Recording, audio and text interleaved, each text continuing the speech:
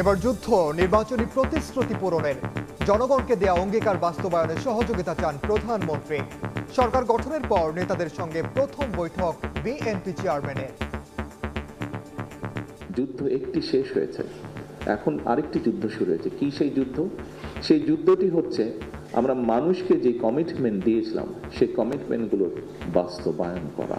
ম্যানিফেস্টোটি আমাদের সরকারের তথা বাংলাদেশের জনগণের ম্যানিফেস্টোতে পরিণত হয়েছে। বিএনপি যদি সহযোগিতা না করে অনেক ক্ষেত্রেই সরকার সফল হতে পারবে না। উপস্থিত সকল নেতৃবৃন্দ, আপনাদের সহযোগিতা প্রয়োজন। শারীরিক প্রতিবন্ধকতার শিকার কলেজ ছাত্রের তৈরি গাড়িতে ঘুরলেন সরকার প্রধান।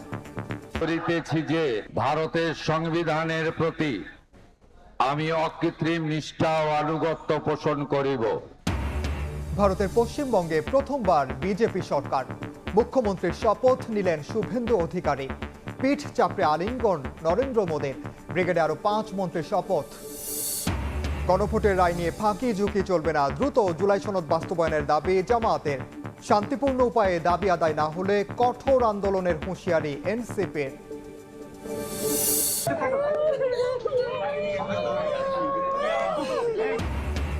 যুক্তরাষ্ট্রে হত্যার শিকার বৃষ্টির মরদেহ ঢাকায়, বিমানবন্দরে স্বজনের আহাজারি। নেওয়া হচ্ছে গ্রামের বাড়ি মাদারীপুরে, পরিবারের পাশে থাকার আশ্বাস সরকারের। গাজীপুরে স্ত্রী ও 3 শিশু সন্তান সহ পরিবারের 5 জনকে গলা কেটে হত্যা। খুনের কথা স্বজনকে ফোনে জানিয়ে পালিয়ে যান গৃহকর্তা। পারিবারিক বিরোধের জেরেই খুন ধারণা পুলিশের।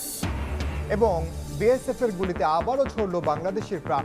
ব্রাহ্মণবাড়িয়ায় কলেজ ছাত্র সহ নিহত 2, আহত 2। রাঙামাটিতে দুর্বৃত্তের হামলায় ইউপিডিএফ কর্মী খুন।